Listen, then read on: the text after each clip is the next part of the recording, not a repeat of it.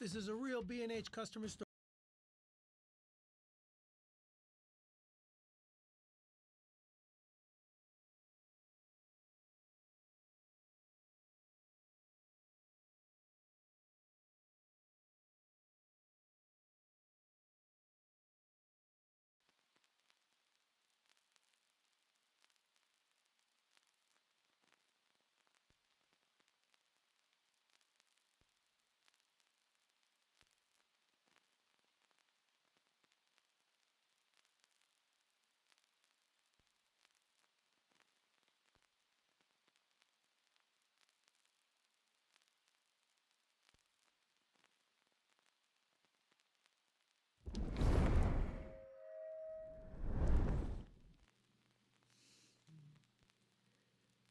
Good morning.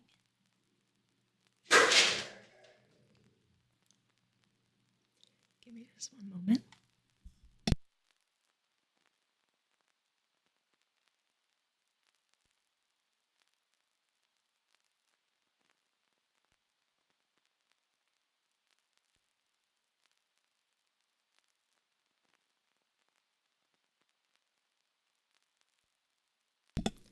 Good morning.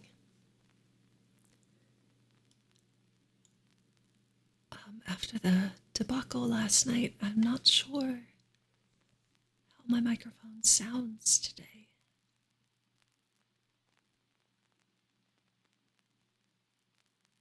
Or if I should, in fact, turn the gain all the way back the other way. Thank you. So, I did not specify in my title yet if I was reading poetry or a novel today.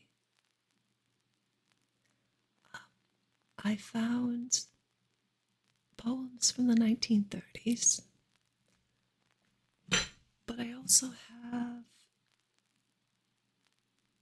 Dragon's Teeth by Upton Sinclair, which was published in 1942.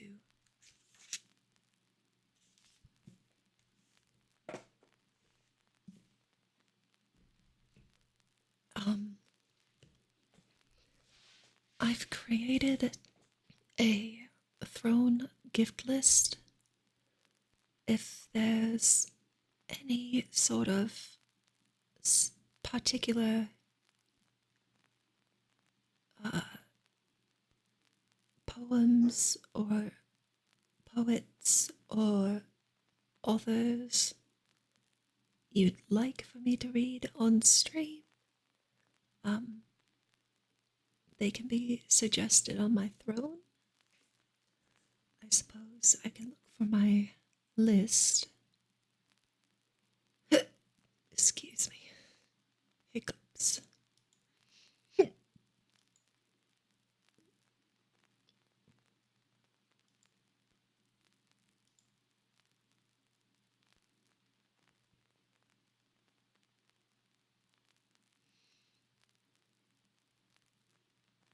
Just a moment. I don't know what that means.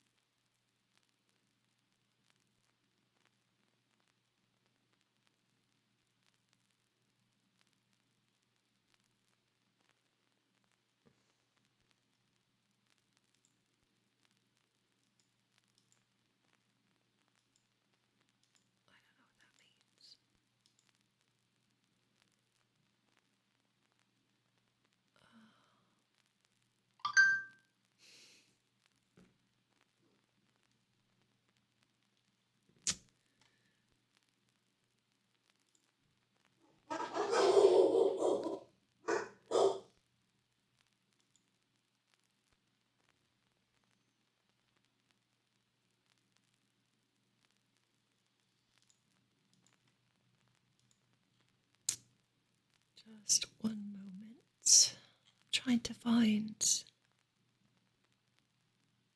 my internet address. There it is. Okay. It's been found. I apologize for the wait. But any sort of triggers that you'd like for me to use can be suggested if they're not on the list or if you think there's a better option. I'm doing all right, Typhonius. Thank you for asking.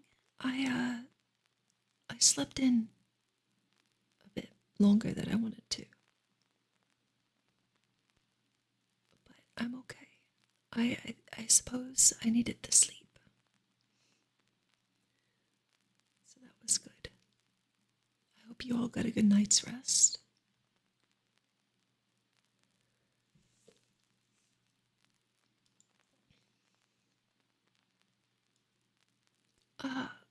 Would you like me to read poetry this morning? Or read a story?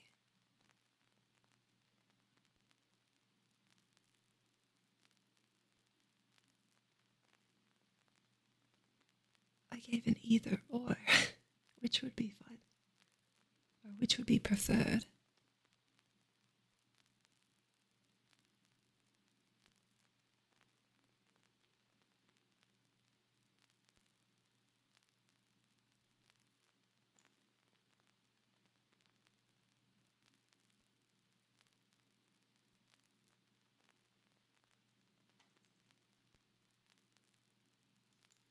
I suppose I should probably tweet that I'm live.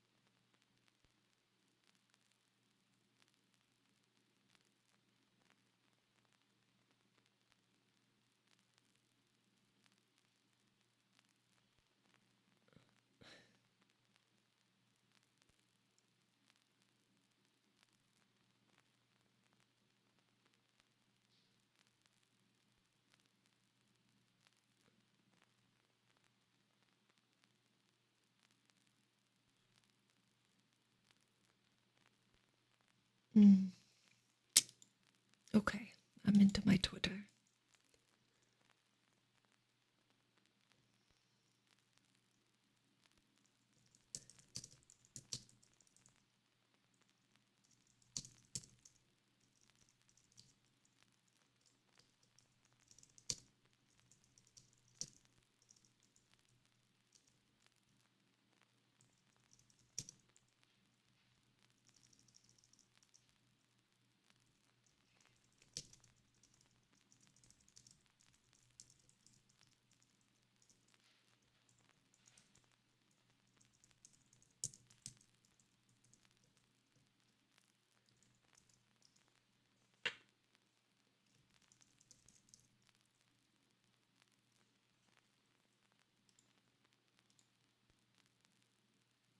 All right.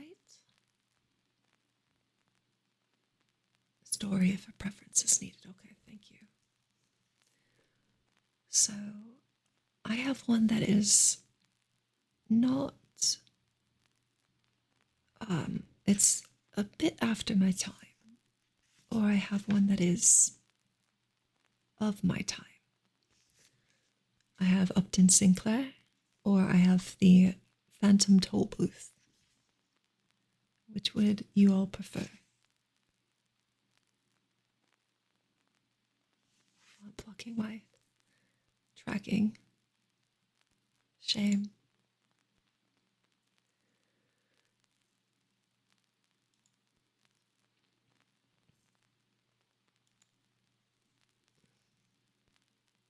Now, Phantom Toll Booth was published in 1961.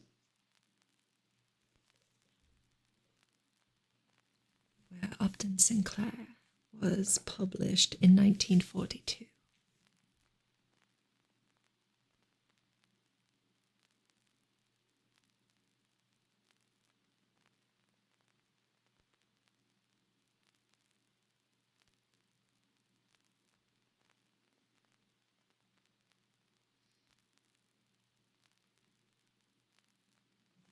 All right. Dragon's Teeth by Upton Sinclair.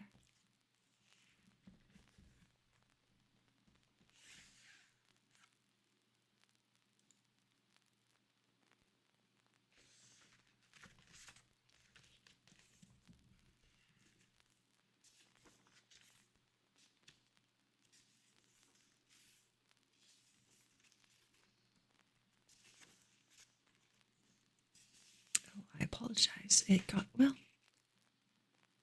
no, it was published in 1942. It relieved the Pulitzer in 1943.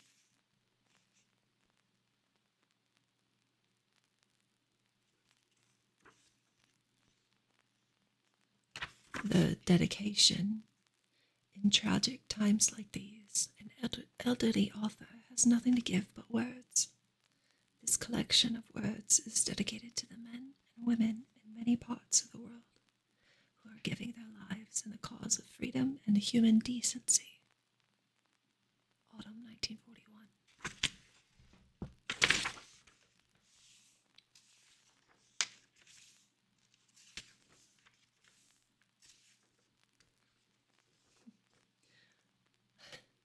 Book number 1. The morning opes her golden gates. Chapter 1. The Old Beginning. Lanny Budd was the only occupant of a small-sized reception room.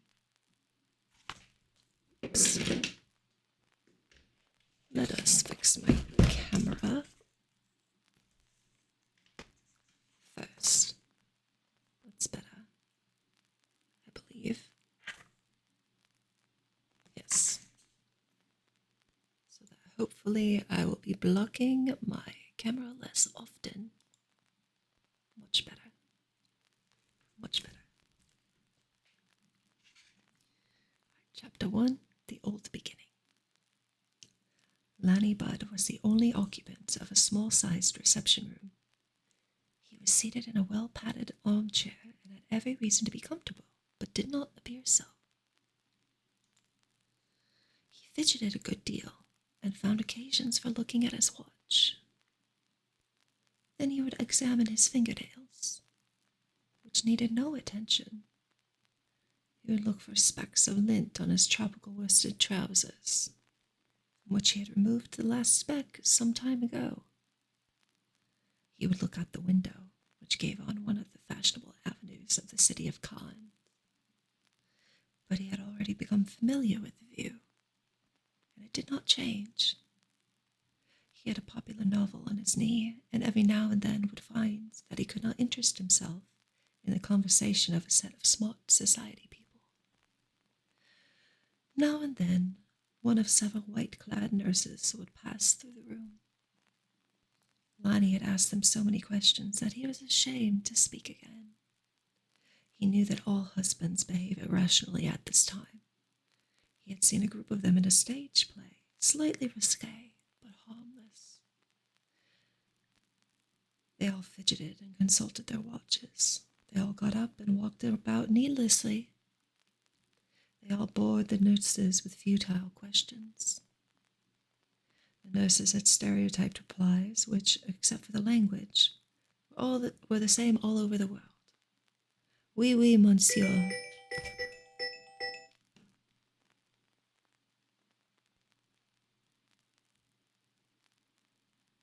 know who that is. Oui, oui, monsieur. Tout va bien. Il faut laisser faire. Il faut du temps. C'est la nature.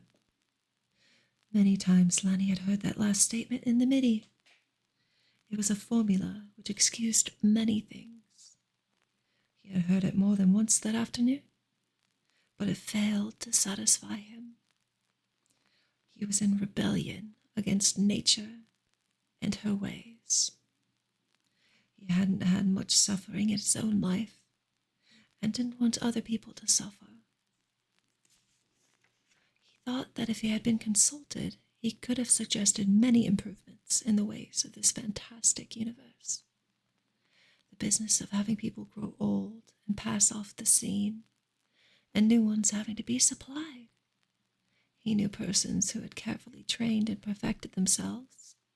They were beautiful to look at, or possessed knowledge and skills, yet they had to die before long, and knowing that fact must provide a new lot to take their places. Lanny Budd belonged to the leisure classes. You could tell it by a single glance at his smiling, unlined face, his tanned skin with signs of well-nourished blood in it, his precise little mustache, his brown hair neatly trimmed and brushed, his suit properly tailored and freshly pressed, his shirt and tie, shoes and socks harmonizing in color and of costly materials. It had been some time since he had seen any bloodshed or experienced personal discomfort. His life had been arranged to that end, and the same was true of his wife. But now this damnable, messy business, this long drawn-out strain and suffering. Good God, what were doctors and scientists for, if they couldn't devise something to take the place of this? It was like a volcanic eruption in a well-ordered and peaceful community. Not much better because he could foresee the event, going in advance to an immaculate hospice de la maternité, and engaging a room at so much per week, and accoucher at so much for the job. A surgeon, a fellow with a lot of shiny steel instruments, prepared to assist nature in opening a woman up and getting a live and kicking infant out of her. It had seemed incredible to Lanny the first time he had heard about it. A youngster playing with the fisher boys of this Mediterranean coast, helping them pull strange creatures out of the sea and hearing them talk about the facts of life. It seemed exactly as incredible to him at this moment, when he knew that it was going on in a room not far away. The victim, his beautiful young playmate, whom he had come to love so deeply. His too vivid imagination was occupied with the bloody details, and he would clench his hands until the knuckles were white. His protest against nature mounted to a clamor. He thought, any way but this, anything that's decent and sensible. He addressed his ancient mother, asking why she hadn't stuck to the method of the egg, which seemed to work so well with birds and snakes and lizards and fishes. But these so-called warm-blooded creatures that had so much blood and spilled it so easily. Chapter 2. Lanny knew that Irma didn't share these feelings. Irma was a sensible woman, not troubled with excess of imagination. She had said many times, "Don't worry, I'll be all right. It doesn't last forever." Everybody agreed that this young Juno was made for motherhood. She had ridden horseback, swum, played tennis, and had a vigorous body. She hadn't turned pale when she crossed the threshold of this hospital, or even when she heard the cries of another woman. Things always went all right with Irma Barnes, and she had told Lanny to go home and play the piano and forget her. But here he sat and thought about the details which he had read in an encyclopedia article entitled Obstetrics. From boyhood, he had the habit of looking up things in that dependable work. But, damn it all, the article gave an undue proportion of space to breech presentations and other variations of the normal. And Lanny might just as well have been in the delivery room. He would have liked to go there, but that would would have been considered an extreme variation from the normal in this land of rigid conventions. So he sat in the little reception room, and now and then the perspiration would start on his forehead, even though it was a cool spring day on the Riviera. He was glad that he had the room to himself. At times, when somebody came through, he would lower his eyes to his book and pretend to be absorbed. But if it was one of the nurses, he couldn't keep from stealing a glance, hoping that it was the nurse and the moment. The woman would smile. The conventions permitted her to smile at a handsome young gentleman, but did not permit her to go into obstetrical details. Tout va bien, monsieur. Soyez tranquille. In such places, the wheel of life revolves on schedule. Those who tend the machinery acquire a professional attitude. Their phrases become standardized, and you have mass production of politeness as well as of babies. I need a drink of water. Just a moment.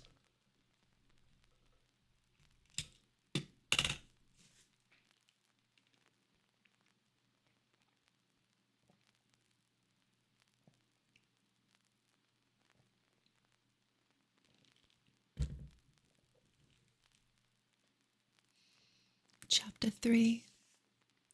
Lanny Budd was summoned to the telephone.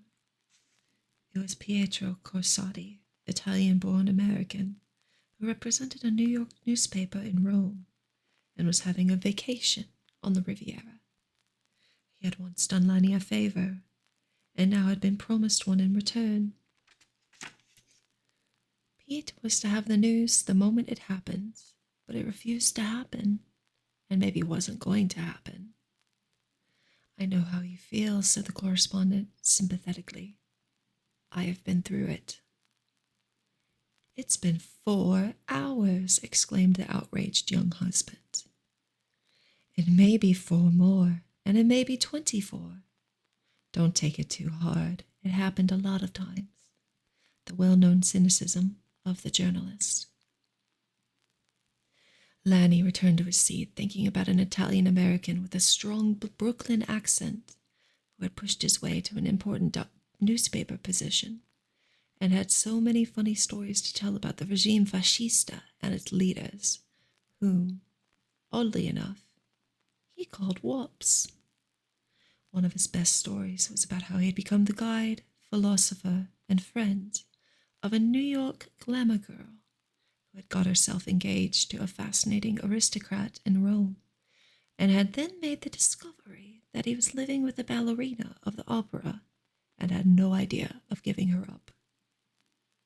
The American girl had broken down and wept in Pete's presence, asking him what to do. And he had told her, take a plane and fly straight to Lanny Budd and ask him to marry you in spite of the fact that you are too rich. It is tough luck when a journalist cannot publish his best story. Pete hadn't been asked not to, but all the same, he hadn't. So now Lanny was his friend for life and would go out of his way to give him a break whenever he could. They talked as pals, and Lanny didn't mind telling what only a few of his friends knew. That Irma had done exactly what Pete had said.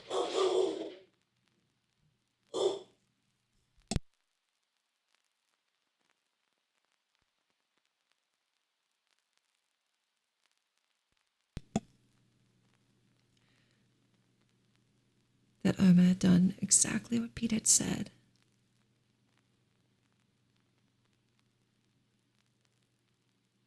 And she and Lanny had been married on the day she had found him in London. As the Brooklyn dialect had it, they had gone right to it, and here was the result 9 months later. Lanny sitting in a reception room of Hospice de la Maternité, awaiting the arrival of Sir Stork, the blessed event, the little bundle from heaven.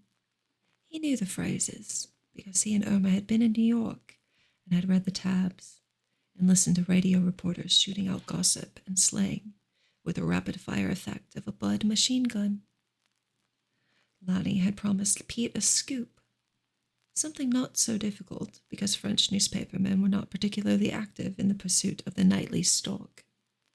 The story might be cabled back to Paris for the English-language papers there.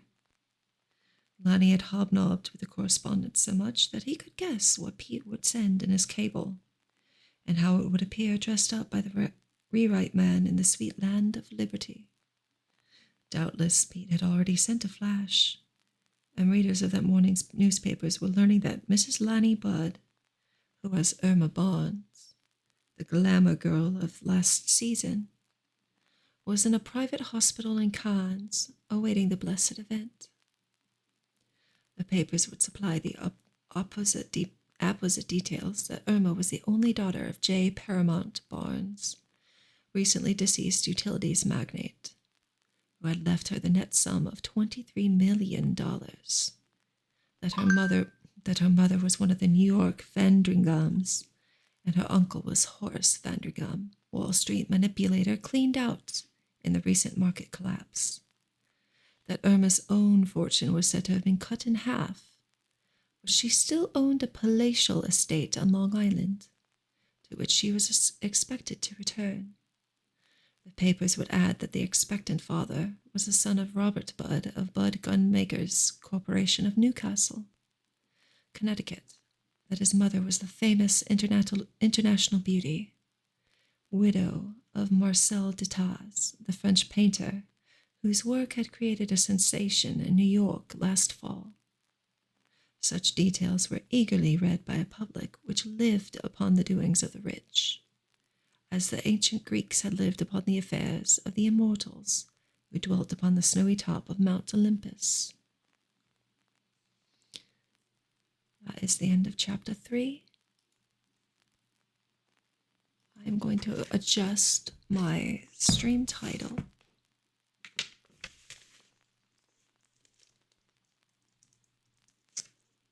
of what we are reading, or at least who we are reading.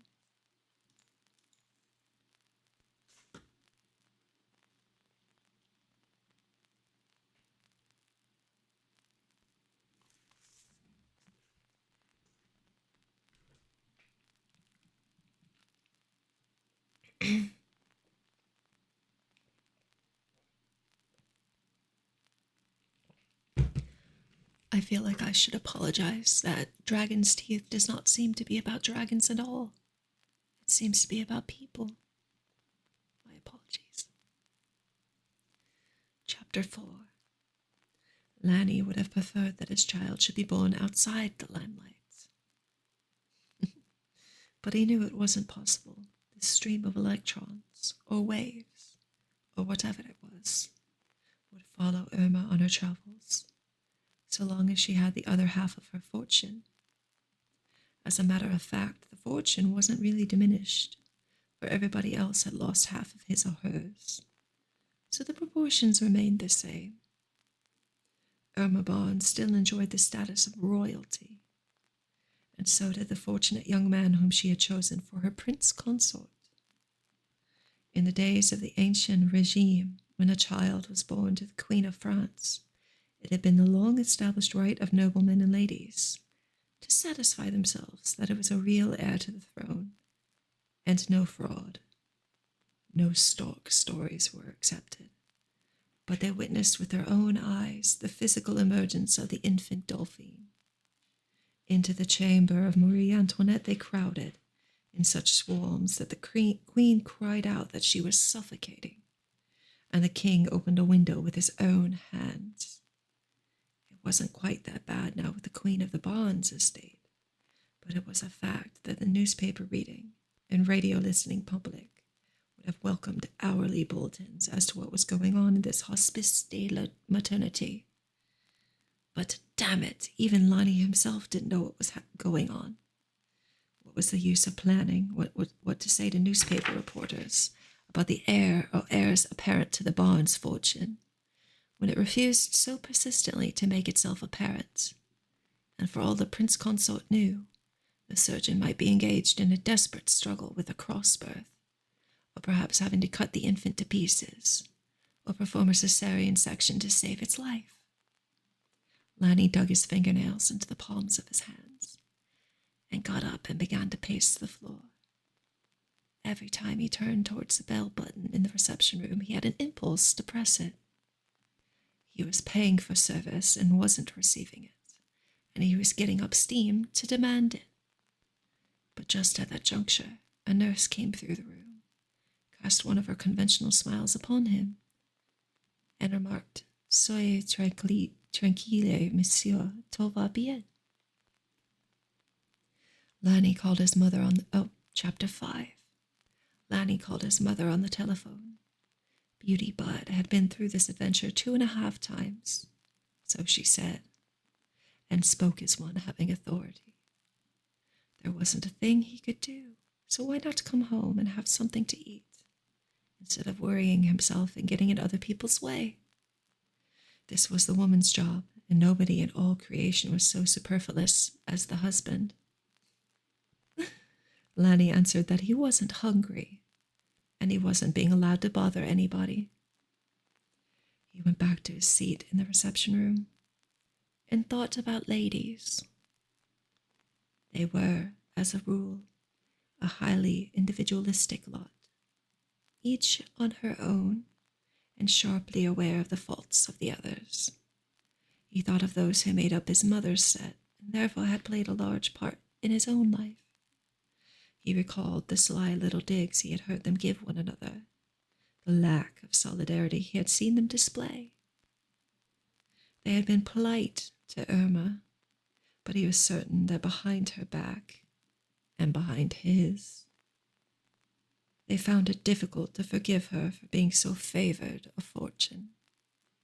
However, as her pregnancy had moved to its climax, they had seemed to gather about her and become tender and considerate. They would have come and helped to fetch and carry, to hold her hands and pull against them in her spasms of pain, had it not been for the fact that there were professional women trained for these services. Lanny thought about his mother and her role in this drama, the stage entrance of another soul. Beauty had been an ideal mother-in-law so far. She had worked hard to make this marriage, for she believed in money. There was in her mind no smallest doubt of money's rightness, or of money's right to have its way. Had not her judgment been vindicated by the events of a dreadful Wall Street panic? Where would they all have been? What would have become of them if it hadn't been for Irma's fortune? Who was there among Irma's friends who hadn't wanted help? Go ahead and pretend to be contemptuous of money if you please. Indulge yourself in pig talk, as Lanny did. But sooner or later it was proved that it is money which makes the mare go, and which feeds the mare, takes care of her shiny coat, and provides her with a warm and well-bedded stall.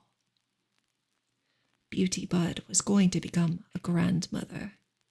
She pretended to be distressed at the idea.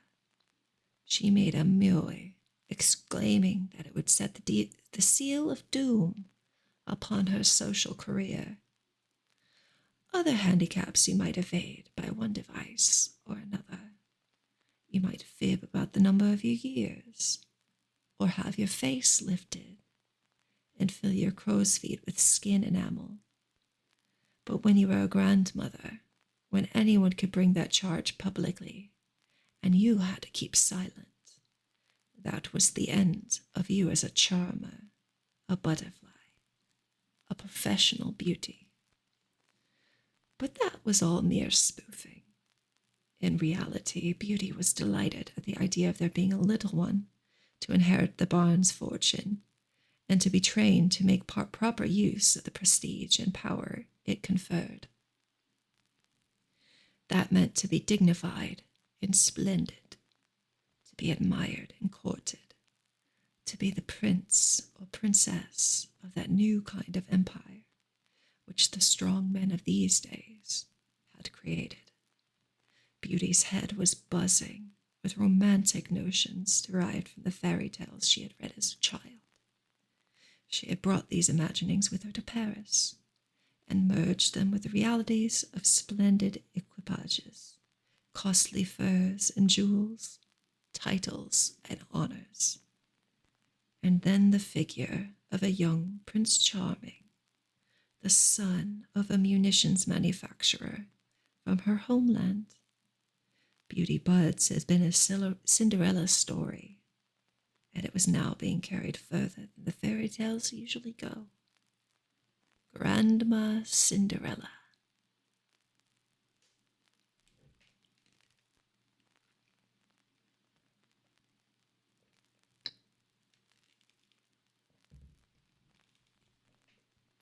Chapter 6.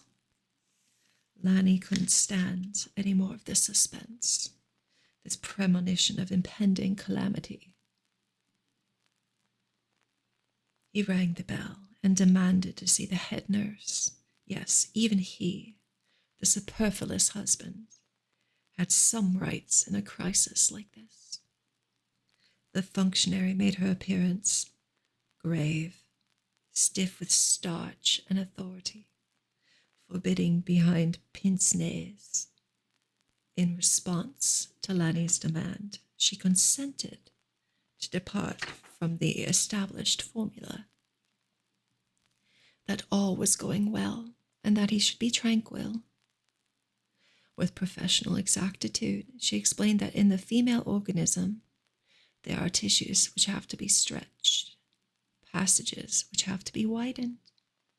The head nurse made a gesture of the hands, and there was no way for this to be accomplished save the way of nature, the efforts of the woman in labor. The accoucheur would pay a visit in the course of the next hour or so, and he perhaps would be able to put Monsieur's mind at rest. Lanny was disturbed because this personage was not in attendance upon Irma now. The husband had assumed that when he agreed to the large fee requested, he was entitled to have the man sit by Irma's bedside and watch her, or at any rate be in the building, prepared for emergencies. But here the fellow had gone about other duties, or perhaps pleasures. He was an Englishman, and was probably having a round or two of golf. Then he would have his shower and his indispensable tea and conversation, after which he expected to stroll blandly in and look at Irma. And meanwhile, whatever dreadful thing was happening might have gone so far as to be irremediable. Lanny resumed his seat in the well-cushioned chair and tried to read the popular novel, and wished he had brought something more constructive. The conversation of these fashionable characters was too much like that which was now going on in the casinos and tea-rooms and drawing-rooms of this playground of Europe. The financial collapse overseas hadn't sobered these people. They were still gossiping and chattering, and Lanny Budd was in rebellion against them, but didn't know what to do about it. Surely, in the face of the awful thing that was happening in this hospice, knowing it to be their fate through the ages, the women ought to be having some serious concern about life and doing something to make it easier for others. They ought to be feeling for one another some of the pity which Lanny was feeling for Irma. Chapter 7. The door to the street opened, and there entered a tall, vigorous-appearing American of 35 or so. Good morning, J. Cedar. I appreciate you being here. Thank you. Having red hair and a cheerful smile, Lanny's one-time tutor and dependable friend, Jerry Pendleton, from the state of Kansas, now proprietor of a tourist bureau in Cannes. Beauty had phoned to him, Do go over there and stop his worrying. Jerry was the fellow for the job. Guess he had been through this himself, and had 3 sturdy youngsters and a cheerful little French wife, as evidence that la nature wasn't altogether out of her wits. Jerry knew exactly how to kid his friend along and make him take it. He seated himself in the next chair and commanded, "Cheer up, this isn't the Moose Argonne." Yes, ex-Lieutenant Jerry Pendleton, who had enlisted and begun as a machine gun expert, knew plenty about blood and suffering. Mostly he didn't talk about it, but once on a long motor ride, and again sitting out in the boat when the fish didn't happen to be biting, he had opened up and told a little of what he had seen. The worst of it was that the men who had suffered and died hadn't accomplished anything, so far as a survivor could see. France had been saved, but wasn't making much use of her victory, nor was any other nation. This battle that Irma was fighting in the other room was of a more profitable kind. She'd have a little something for her pains, and Lanny for his. So said the former doughboy with a grin. More than once Lenny had been glad to lean on this sturdy fellow. That dreadful time when Marcel Detaz had leaped from a stationary balloon in flames. It had been Jerry who had driven Lanny and his mother up to the war zone and helped to bring the broken man home and nurse him back to life. So now when he chuckled and said, "You ain't seen nothing yet," Lanny recognized the old doughboy's spirit. The tourist agent had troubles of his own at present. He mentioned how fast business was falling off, how many Americans hadn't come to the Riviera that season. Apparently the hard times were going to spread to Europe. Did Lanny think so? Lanny said he surely did, and told how he had argued the matter with his father.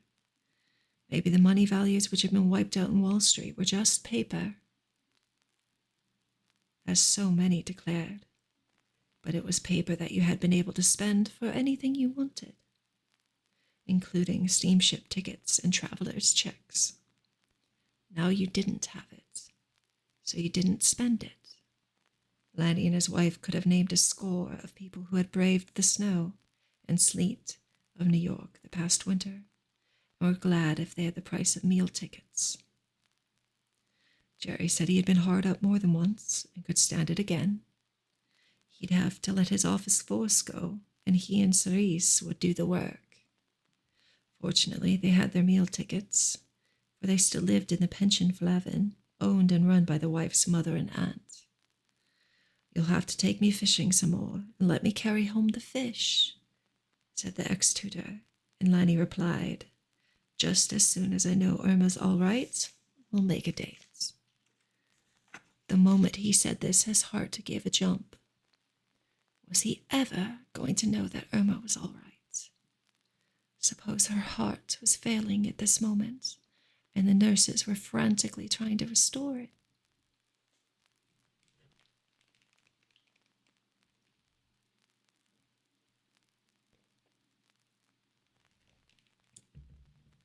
The surgeon arrived at last, a middle-aged Englishman, smooth-shaven, alert and precise.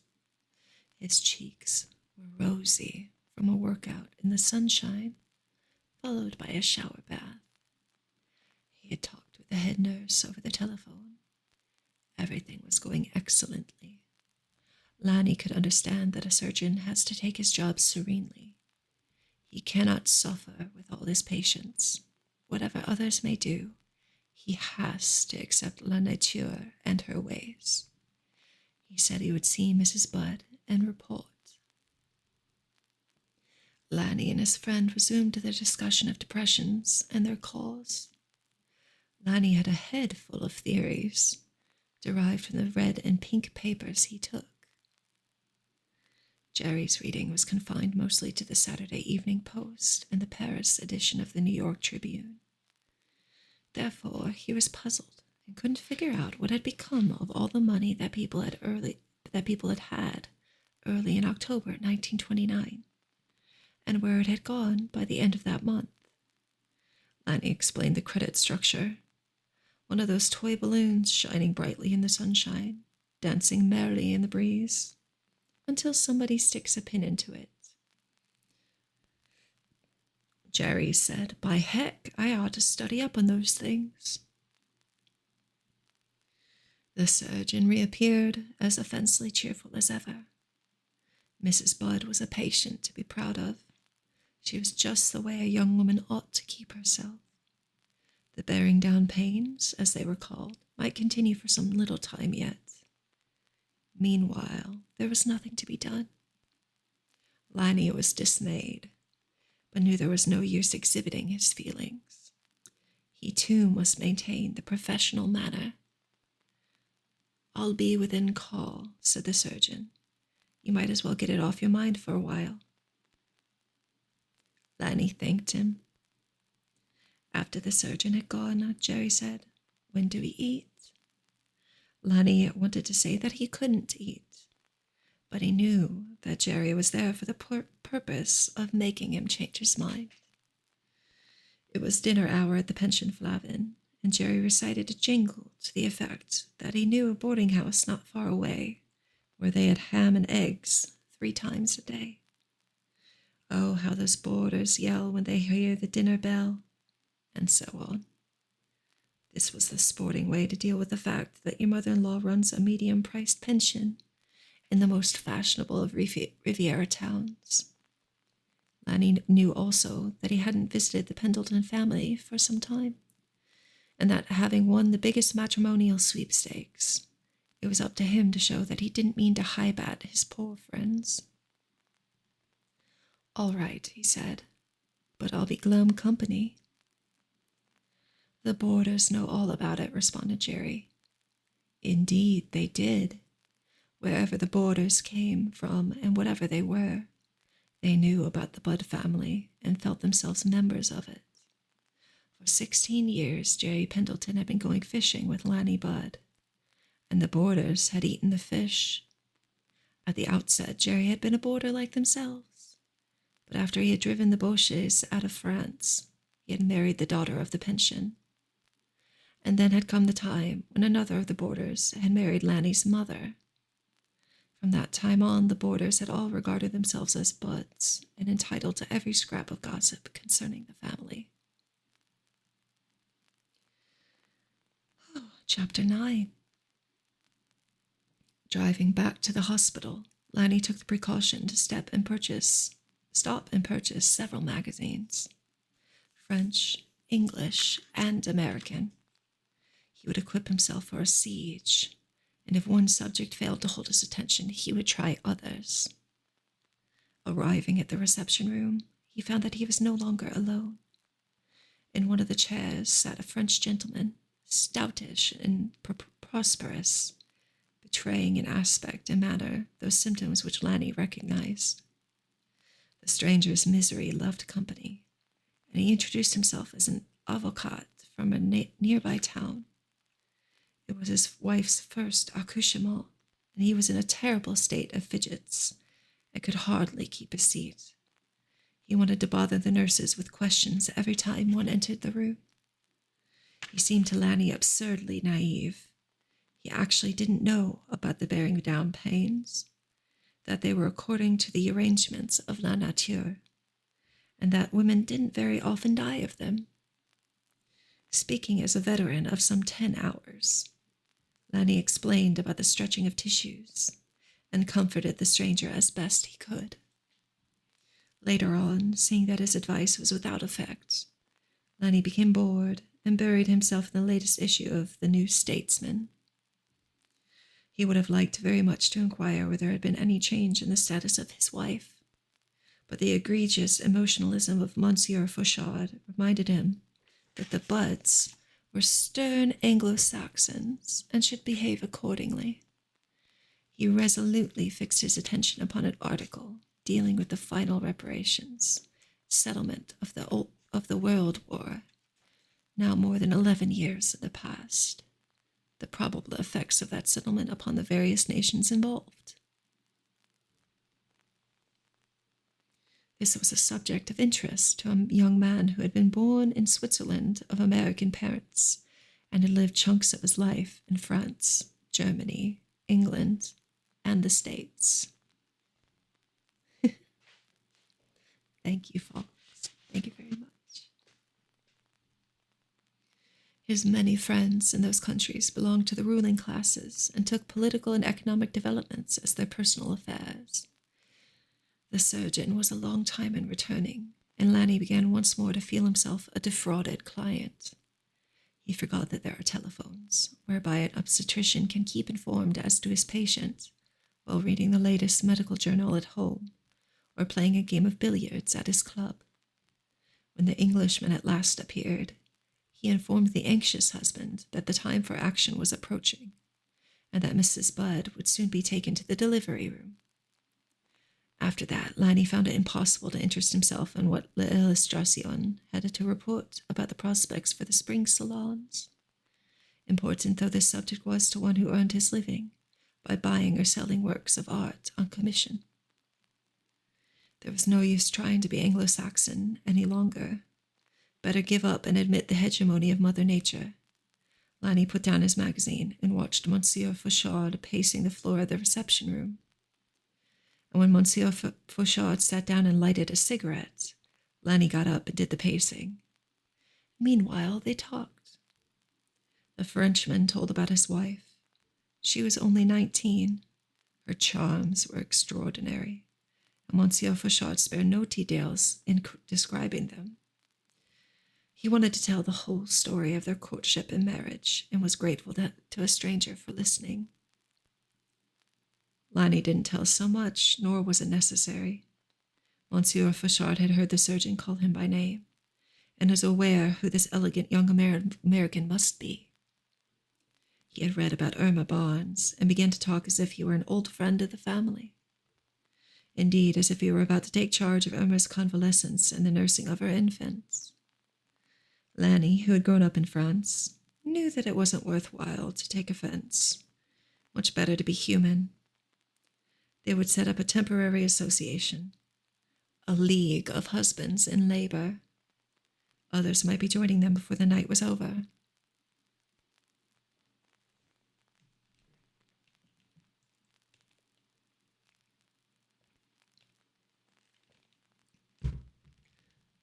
The accoucheuse of Madame Fauchard arrived, a Frenchwoman. She succeeded in persuading the husband that it would be a long time before the blessed event could take place, so that gentleman bade his fellow league member a sentimental farewell. Lanny answered a call from his mother and reported on the situation. After pacing the floor some more, he sat down and tried to put his mind upon an account of a visit to the hanging monasteries of Greece. He had seen them as a boy, but now wouldn't have cared if all the monks had been hanged along with the monasteries. He simply couldn't believe that a normal delivery could take so long a time. He rang the bell and had a session with the night lead nurse, only to find that she had learned the formulas. Tout va bien, monsieur, soyez tranquille. Lanny was really glad when the door opened and a lady was escorted in, obviously in that condition in which ladies enter such places. With her came a French gentleman with a dark brown silky beard. Lanny recognized him as a piano teacher well known in Cannes. The lady was turned over to the nurse's care, and the gentleman became at once a member of Lanny's league, inasmuch as Lanny was a pianist himself and had a brother-in-law who was a violin virtuoso. The two might have talked a lot of shop, but no, they preferred to tell each other how long they had been married and how old their wives were, and how they felt and how their wives felt. This confrontation with nature, in the raw, had reduced them to the lowest common denominator of humanity. Art, science, and culture no longer existed. Only bodies, blood, and babies. Lanny would listen for a while, and then he would cease to hear what the bearded Frenchman was saying. Lanny was walking up and down the floor of the reception room, with beads of perspiration standing out upon his forehead. Oh, God, this surely couldn't be right. Something dreadful must be happening in that delivery room. Some of these things which the encyclopedia told about. A failure of the mother's heart, the breaking of the waters, or one of those irregular presentations which occur in varying percentages of cases. Manifestly, if the accoucheur had encountered trouble, he wouldn't come running out to tell the expectant father. He'd be busy, and so would the nurses. Only when it was all over would anyone break the tragic news, and then Lanny would never be able to forgive himself. A serious defect in the practical arrangements of this Hospice de la Miserie. There ought to be some system, a telephone in the delivery room, a bulletin board, a set of signals. It is a problem which calls for collective solution. The opening of a paternity hospital, a place for expectant fathers, where they may receive proper care. Nurses will have some time for them. Attendants will consider their feelings and give them information. Perhaps lectures on the subject of obstetrics, especially prepared for sensitive minds, with the abnormalities omitted or played down. There will be soft music, perhaps motion pictures. Above all, there will be news, plenty of it, prompt and dependable. Perhaps a place like a broker's office, where a translux gives the market figures on a screen. Every time Lanny came near the wall with the bell button, he wanted to press it and demand exact information as to the condition of his beloved wife. Every time the French music teacher asked him a question, it was harder to conceal the fact that he wasn't listening. A damnable thing. Put the blame wherever you chose, on nature or on human incompetence. The fact remained that this wife whom he loved so tenderly, with so much pity, must be in agony. She must be completely exhausted. Something ought to be done. Here it was getting on toward midnight. Lanny looked at his wristwatch and saw that 3 minutes had passed since he had looked the last time. It was only 22 minutes to 11. But that was bad enough. Some 13 hours since the labor pains had begun, and they had told him it was time to leave her to her fate. Damn it. Chapter 11. A door of the room opens, and there was a nurse. Lanny took one glance, and saw that she was different from any nurse he had seen thus far. She was smiling, yes, actually beaming with smiles. "Oh, monsieur," she exclaimed, "c'est une fille, une très belle fille. Si charmante." She made a gesture indicating the size of a female prodigy. Lanny found himself going suddenly dizzy and reached for a chair. "Et madame?" he cried.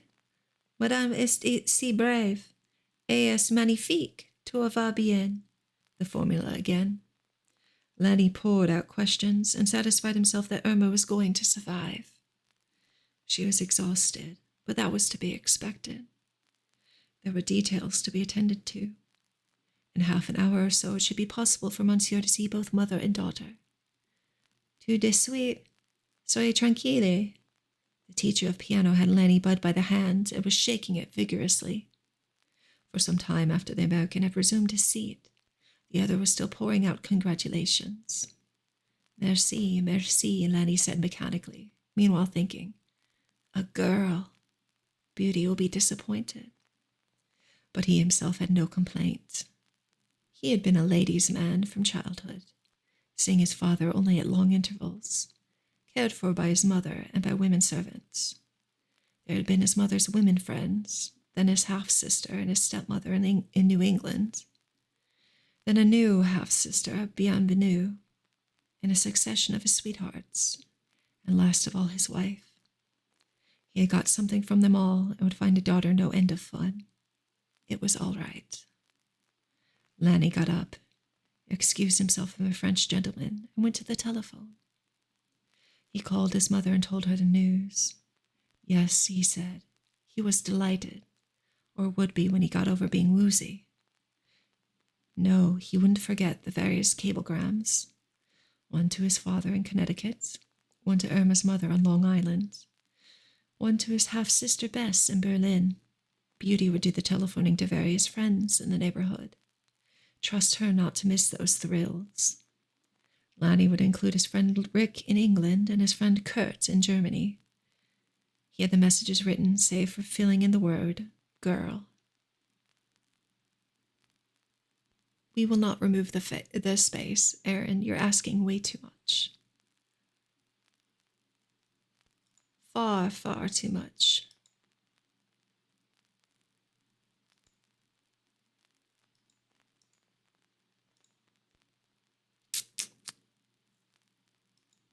Odd view. Skip all.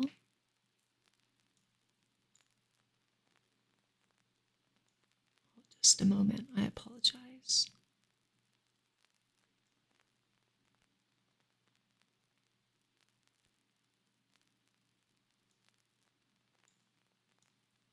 I must delete that comment. But I'm unsure how to delete it because I've never done this before.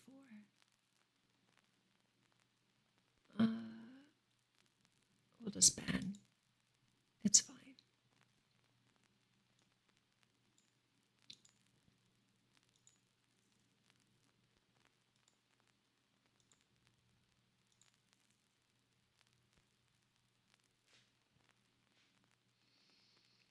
He carried out his promise to Pietro Corsati. It was still early in New York. The story would make the night edition of the morning papers.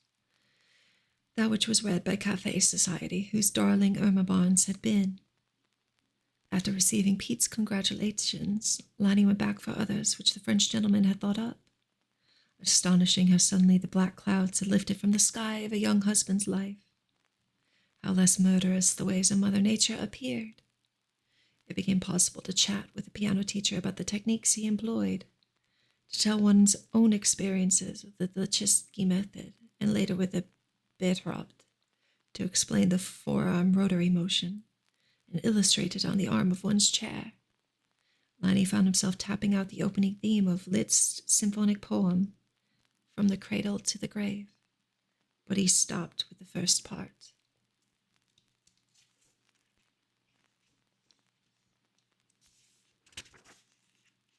The cheerful nurse came again. Chapter 12. The cheerful nurse came again and escorted the successful father down a passage to a large expanse of plate glass looking into a room with tiny white metal cribs. Visitors were not permitted inside, but a nurse with a white mask over her mouth and nose brought to the other side of the glass a bundle in a blanket and laid back the folds, exposing to Lanny's gaze a brick-red object which might have been a great bloated crinkled caterpillar, only it had appendages and a large round ball at the top, with a face which would have been human if it hadn't been elfish. There was a mouth with lips busily sucking on nothing, and a pair of large eyes which didn't move. However, the nurse at Lanny's side assured him that they had been tested with the light, and they worked. He was assured that this was his baby. To prove it, there was a tiny necklace with a metal tag. Monsieur and Madame might rest assured that they would not carry home the baby of an avocat, nor yet that of a teacher of piano technique. The bloated red caterpillar was folded up in the blanket again, and Lanny was escorted to Irma's room. She lay in a white hospital bed, her head sunk back in a pillow, her eyes closed. How pale she looked, how different from the rich brunette beauty he had left that morning. Now her dark hair was disordered. Apparently they hadn't wished to disturb her even that much. Lanny tiptoed into the room, and she opened her eyes slowly, as if with an effort. When she recognized him, she gave him a feeble smile. "How are you, Irma?" "I'll be all right. she whispered. Tired. Awfully tired. The nurse had told him not to talk to her. He said, It's a lovely baby. I'm glad. Don't worry. I'll rest and get better. Lanny felt a choking in his throat. It was pitiful, the price that women had to pay. But he knew he mustn't trouble her with his superfluous emotions. A nurse came with a little wine, which she took through a tube. There was a sedative in it, and she would sleep. He took her hand, which lay limp upon the coverlet, and kissed it gently. Thank you, dear. I love you. That was enough. Outside the passage was a surgeon, all cleaned up and ready for the outside world. His professional manner was second nature. Everything was as it should be. Never a better patient, a more perfect delivery. A few hours' sleep, a little nourishment, and Mr. Budd would be surprised by the change in his wife. A lovely, sturdy infant, well over 9 pounds. That had caused the delay.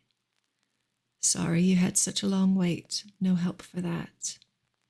Do you read the Bible, Mr. Budd? A woman, when she is in travail, hath sorrow, because her hour is come. But as soon as she is delivered of the child, she remembereth no more the anguish, for joy that a man is born unto the world.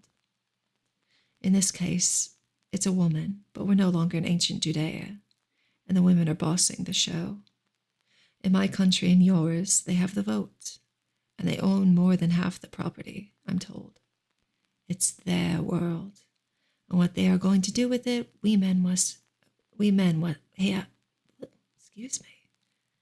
And what they are going to do with it, we men have to wait and find out. Good night, Mr. Budd. Good night, said Lanny.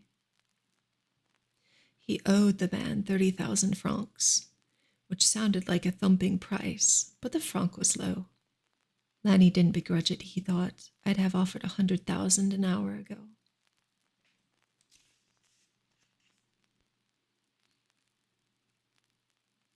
Book number 2. Those friends thou hast. I can't believe we've already read through an entire book. Chapter 1. The house on the Bienvenue estate in which Irma and Lanny were living was called the cottage. Excuse me. But was nearly as large as the villa in uniform and style, built around a certain central patio or court. The walls were of pink stucco with window shutters of pale blue and a red-tiled roof over its single story. It looked out over the ever-changing Gulf One and beyond to the mountains, beyond which the sun went down. The house was only 3 years old, but already the banana plants in the patio were up to the eaves, and the bougainvillea vines were crawling over the tiles. Early April was the loveliest time of the year, and the patio was a little paradise, with blossoms of every hue exulting in the floods of sunshine. The young mother might lie on a chaise lounge in sun or shade, and read in a New York paper about March weather, with icy gales wrecking the seashore cottages and piling small boats up on beaches. In the most exquisite of silk-lined bassinets lay the most precious of female infants, with a veil to protect her from over-curious insects. Nearby sat a trained nurse, a mature and conscientious Church of England woman. She had 2 nursemaids under her orders, which were based on the latest discoveries in the physiology and psychology of infants. There was to be no coddling, no kissing, no rocking to sleep of this mite of royalty. There was to be no guesswork and no blundering in its care. No hostile germs were to steal past the barricades which surrounded it. And anyone who showed the least trace of a cold was banished from the premises.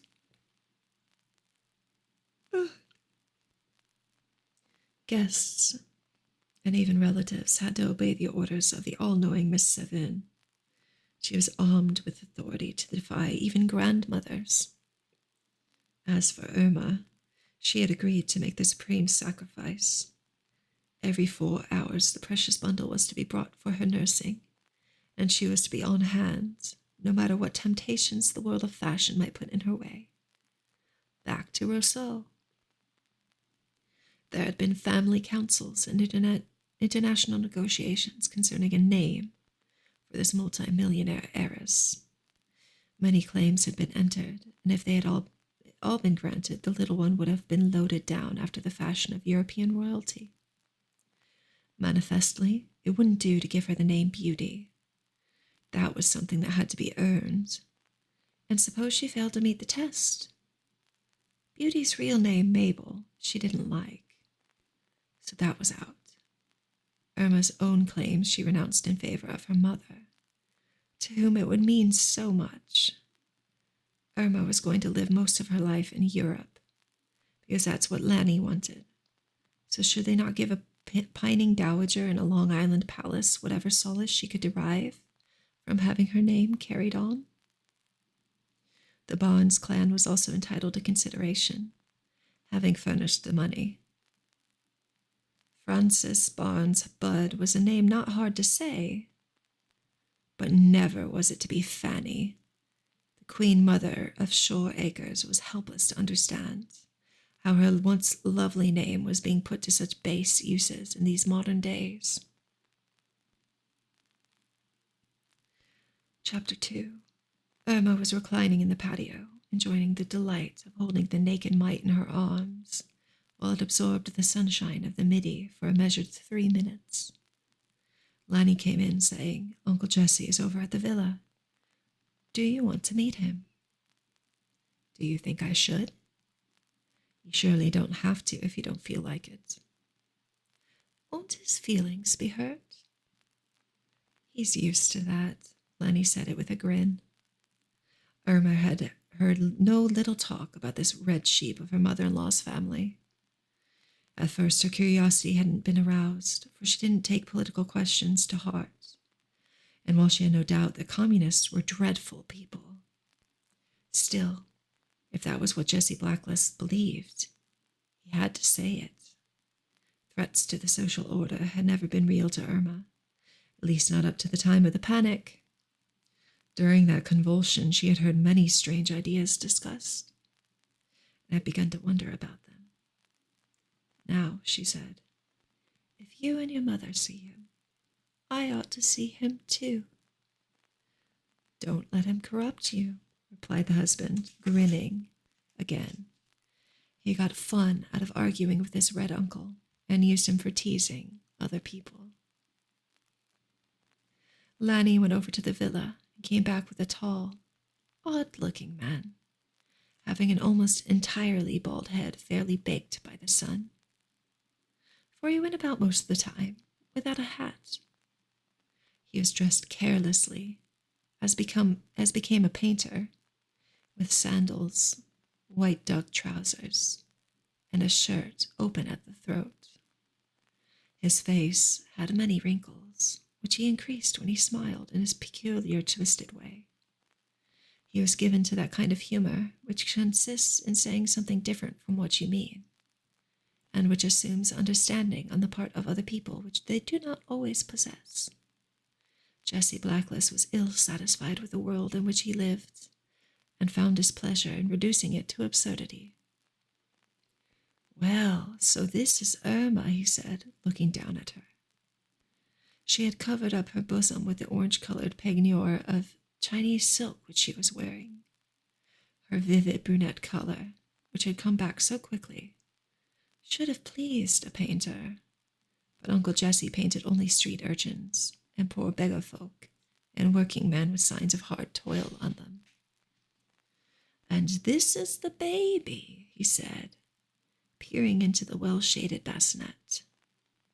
He didn't offer any forbidden intimacies, but instead remarked, "Watch out for her.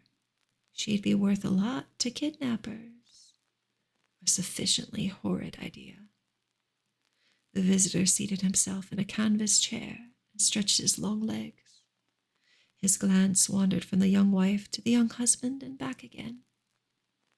And he said, "You made a lucky choice, Irma. A lot of people have tried to ruin him, but they haven't succeeded." It was the first time Lenny had ever known his red uncle to pay anybody a compliment, and he valued it accordingly. Irma thanked the speaker, adding that she was sure his judgment was good. "I know," declared the painter, "because I tried to ruin him myself." "Have you given up hope?" "There'd be no use in trying now, since he's married to you. I am a believer in economic determinism." Lanny explains, "Uncle Jesse thinks he believes that everybody's behavior is conditioned by the state of his pocketbook, but he's a living refutation of his own theory. If he followed his pocketbook, he'd be painting portraits of the idle rich here on this coast, whereas he'd probably been meeting with a couple of revolutionary conspirators somewhere in the slums of Cannes." "I'm a freak," said Uncle Jesse. "Nature produces only a few of these, and any statement of social causes has to be based upon the behavior of the mass." So this pair took to arguing. Irma listened, but most of her thoughts were occupied with the personality of the man. What was he really like? Was he as bitter and harsh as he sounded, or was this only a mask in which he covered his feelings? What was it that had hurt him and made him so out of humor with his own kind of people? Need some water?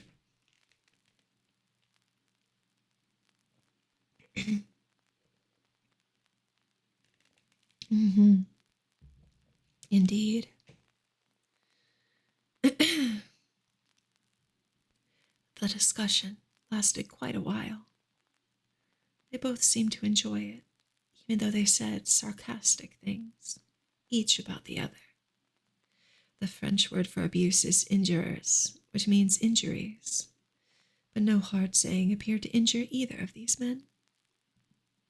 Apparently, they had heard it all before. Lanny's favorite remark was that his uncle was a phonograph. He put on a record and it ground out the old, dependable tune. There was one called dialectical materialism, and another called proletarian dictatorship. Long words which meant nothing to Irma. "He wants to take my money and divide it up among the poor," she thought. How far would it go? And how long would it take them to get rid of it? She had heard her father say this, and it sounded convincing. They talked a great deal about what was happening in Russia. Irma had been a child of 9 at the time of the revolution, but she had heard about it since, and here on the Riviera, she had met Russians who had escaped from the dreadful Bolsheviks, and sometimes with nothing but what they had on. You would be told that the handsome and distinguished-looking head-waiter in a cafe was a former Russian baron, that a nightclub dancer was the daughter of a one-time landowner. Did Uncle Jesse want things like that to happen in France and the United States? Irma tried to tell herself that he didn't really mean it. But no, he was a determined man. And there often came a grim look on his face. You could imagine him willing to shoot people who stood in his way.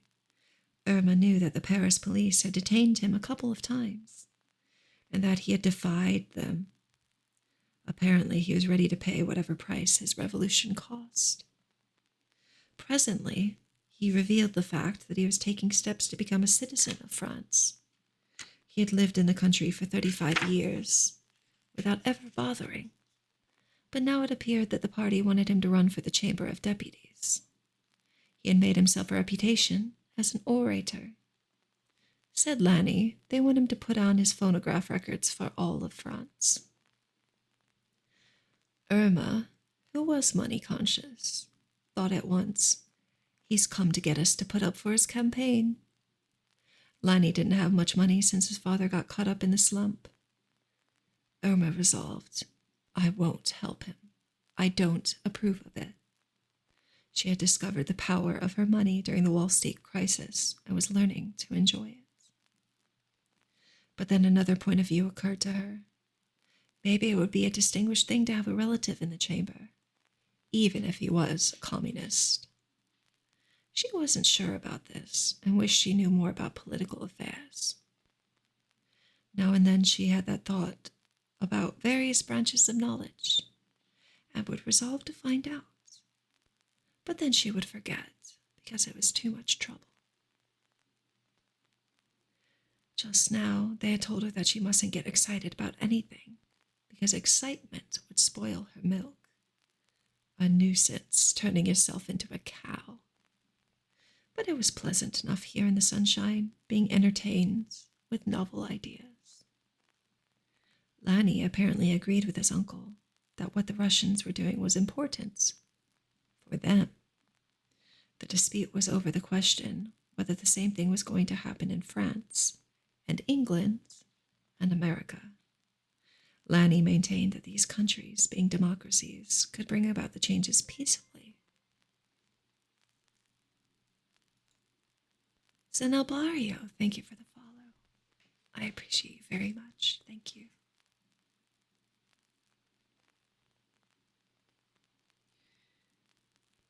That was his way. He didn't want to hurt anybody, but to discuss ideas politely and let the best ideas win. However, Uncle Jesse kept insisting that Lanny and his socialist friends were aiding the capitalists by fooling the workers, luring them in with false hopes, keeping them contented with the political system which the capitalists had bought and paid for. Lanny, on the other hand, argued that it was the Reds who were betraying the workers, frightening the middle classes by violent threats and driving them into the camp of the reactionaries. So it went, and the young wife listened without getting excited. Marriage was a strange adventure. You let yourself in for a lot of things you couldn't have foreseen. These two most eccentric families, the Budds and the Blacklisses. Irma's own family consisted of Wall Street people. They bought and sold securities and made fortunes or lost them. And that seemed a conventional and respectable kind of life. But now she had taken to a household full of reds and pinks of all shades, and spiritualist mediums and religious healers, munitions makers and Jewish Sheba, musicians and painters and art dealers. You never knew when you opened your eyes in the morning what strange new creatures you were going to encounter before night. Even Lanny, who was so dear and sweet, and with whom Irma had entered into the closest of all intimacies, even he became suddenly a stranger when he got stirred up and began pouring out his schemes for making the world over. Schemes which clearly involved his giving up his own property, and Irma's giving up hers, and wiping out the hereditary rights of the long-awaited and closely guarded Francis Barnes Budd. Uncle Jesse stayed to lunch, then went on his way. And after the nap which the doctor had prescribed for the nursing mother, Irma enjoyed the society of her stepfather-in-law, if there is a name for this odd relationship. Mr. Parsifal Dingle, Beauty's new husband, came over from the villa to call on the baby. Irma knew him well, for they had spent the past summer on a yacht. He was a religious mystic, and certainly restful after the reds and the pink. He never argued, and as a rule didn't talk unless he began a conversation. He was interested in things going on in his own soul, and while he was glad to tell about them, you had to ask. He would sit by the bassinet and gaze at the infants, and there would come a blissful look on his round, cherubic face. You would think there were two infants, and that their souls must be completely in tune. The man of God would close his eyes and be silent for a while, and Irma wouldn't interrupt him. knowing that he was giving little Francis a treatment. It was a sort of prayer which he filled his mind, and he was quite sure that it affected the mind of the little one. Irma wasn't sure, but she knew it couldn't do any harm, for there was nothing except good in the mind of this gentle healer. He seemed a bit uncanny while sitting with Madame Dzezinski, the Polish medium, in one of her trances, conversing in the most matter-of-fact way with the alleged Indian spirit. Tecumseh, as he called himself, was whimsical and self-willed, and would tell something or refuse to tell, according to whether or not you were respectful to him, and whether or not the sun was shining in the spirit world. Gradually, Irma had got used to it all, for the spirits don't do any harm, and quite certainly Mr. Dingle didn't. On the contrary, if you felt sick, he would cure you. He had cured several members of the Bienvenue household, and it might be extremely convenient in an emergency. Such were Irma's reflections during the visits. She would ask him questions and let him talk, and it would be like going to church. Irma found it agreeable to talk about loving everybody, and thought that it might do some people a lot of good. They showed the need of it in their conversation. The traces they revealed of envy, hatred, malice, and all uncharitableness. Mr. Dingle wanted to change the world just as much as any Bolshevik, but he had begun with himself, and that seemed to Irma a fine idea. It didn't threaten the Barnes fortune or the future of its heiress. The healer would read his mystical books and magazines of what he called New Thoughts, and then he would wander about the garden, looking at the flowers and the birds, and perhaps give them a treatment, for they too had life in them and were products of love. Bienvenue appeared to contain everything that Mr. Dingle needed, and he rarely went off the estate unless someone invited him. The strangest whim of fate that the worldly beauty bud should have chosen this man of God to accompany her on the downhill of life.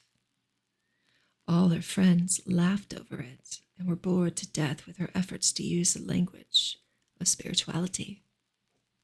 Certainly it hadn't kept her from working like the devil to land the season's greatest catch for her son, nor did it keep her from exulting brazenly in her triumph.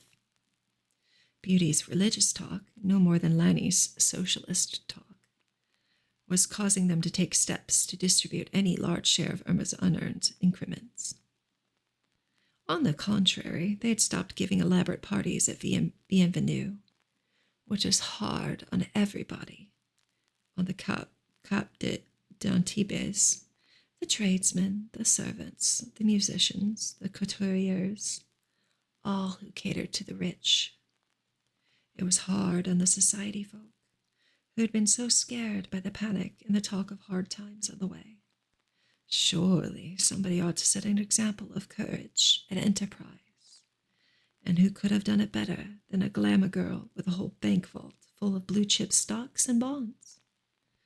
What was going to become of smart society if its prime favorites began turning their estates into dairy farms and themselves into stud cattle?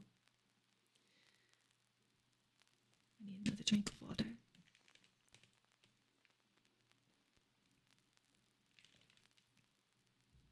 Chapter 5. There came a telegram for Berlin. Yacht due at Cannes. We are leaving by train tonight. Engage hotel accommodations. Bess. Of course, Lanny wouldn't follow those last instructions. When friends are taking you for a cruise and paying all your expenses for several months, you don't let them go to a hotel even for a couple of days. There was the lodge, a third house on the estate. It had been vacant all winter, and now would be opened and freshly aired and dusted. Irma's secretary, Miss Featherstone, had been established as a sort of female major domo and took charge of such operations. The expected guests would have their meals with Irma and Lanny, and Feathers would consult with the cook and see to the ordering of supplies. Everything would run as smoothly as water down a mill race. Irma would continue to lie in the sunshine, read magazines, listen to Lanny play the piano, and nurse baby Frances when one of the maids brought her. Lanny telephoned his old friend Emily Chattersworth, who took care of the cultural activities of this part of the Riviera. Her drawing room was much larger than any at Bienvenue, and people were used to coming there whenever a celebrity was available.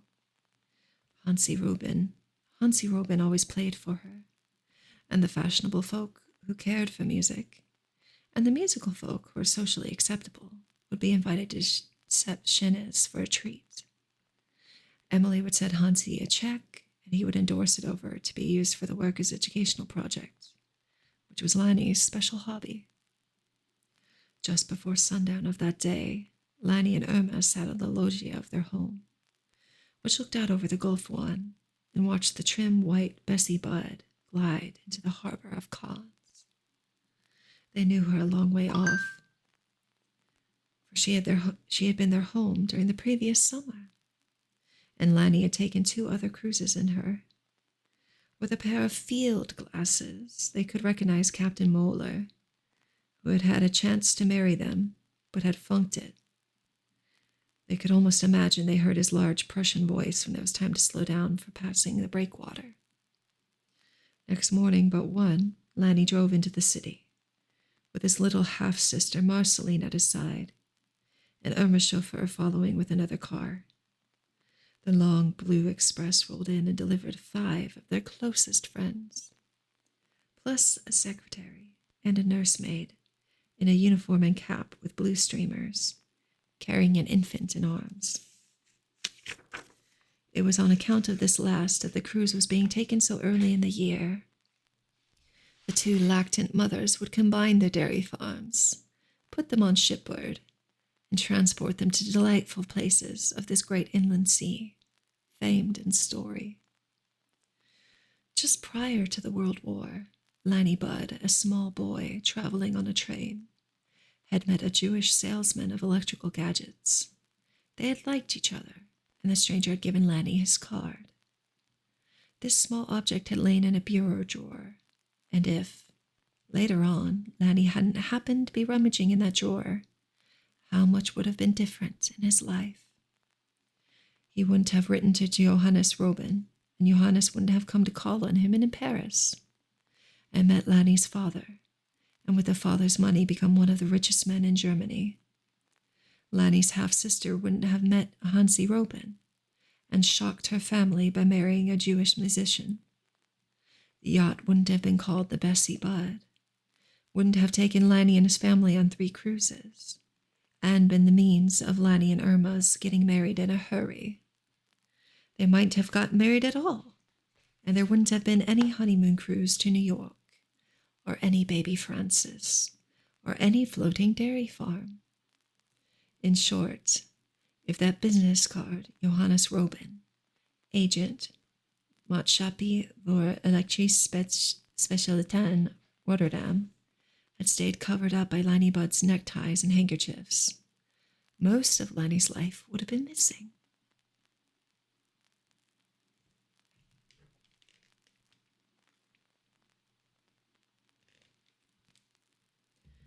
Chapter 6.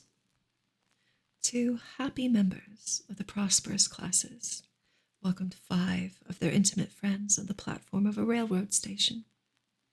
Everybody there knew who the Budds were, and knew that when they hugged and kissed people, and laughed and chatted with them gaily, the people must be wealthy and famous like themselves. A pleasant thing to have friends whom you can love and appreciate, and who will love and appreciate you. Pleasant also to have villas and motor cars and yachts. But many people do not have them, and do not have many dear friends. They know themselves to be dull and undistinguished, and feel themselves to be lonely. They stand and watch with a sad envy the behavior of the fortunate classes on these few occasions which they condescend to manifest their feelings in public. Johannes Robin was the perfect picture of a man who has known how to make use of his opportunities in this world. His black overcoat of the finest cloth lined with silk, his black Homburg hat, his neatly trimmed little black mustache and imperial, his fine leather traveling bags with many labels.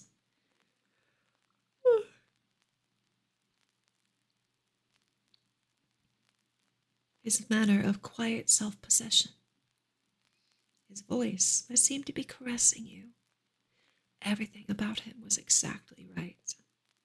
He had sought the best of both body and mind, and knew how to present it to the rest of the world. You would never hear him say, "Look at what I, Johannes Robin, have achieved." No, he would say, "What an extraordinary civilization, in which a child who sat on the mud floor of a hut in a ghetto and recited ancient Hebrew texts while scratching his flea bites had been able in 40 years to make so much money."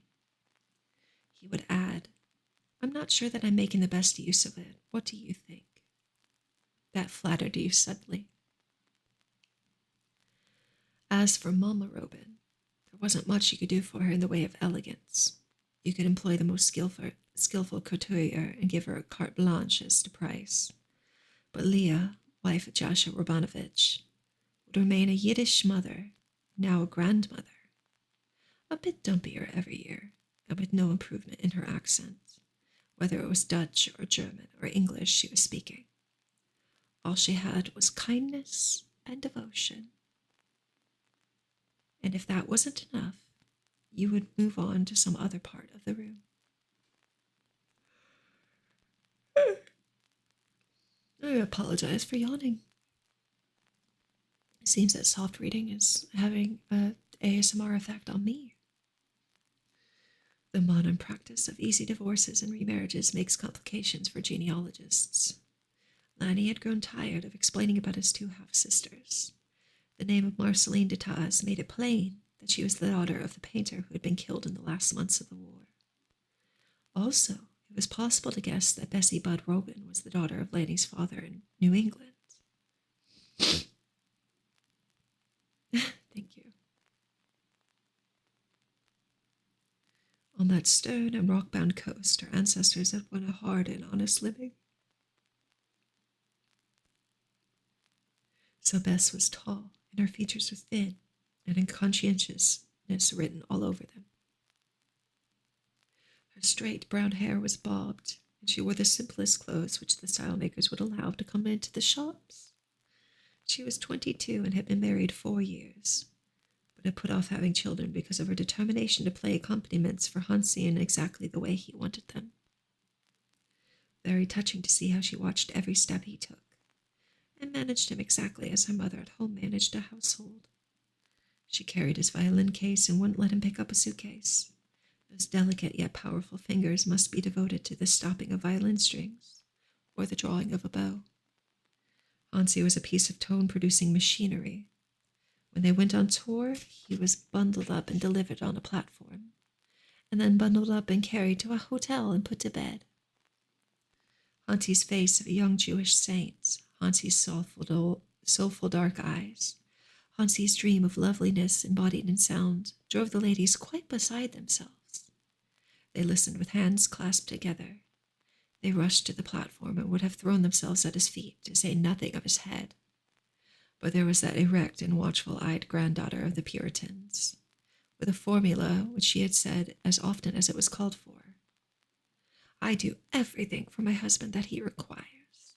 Absolutely everything." The other members of the party were Freddie Robin's wife and her baby boy, a month older than little Francis. Freddie was at the University of Berlin, hoping to get a degree in economics. Rahel, a serious, gentle girl, contributed a mezzo-soprano voice to the choir of the yacht.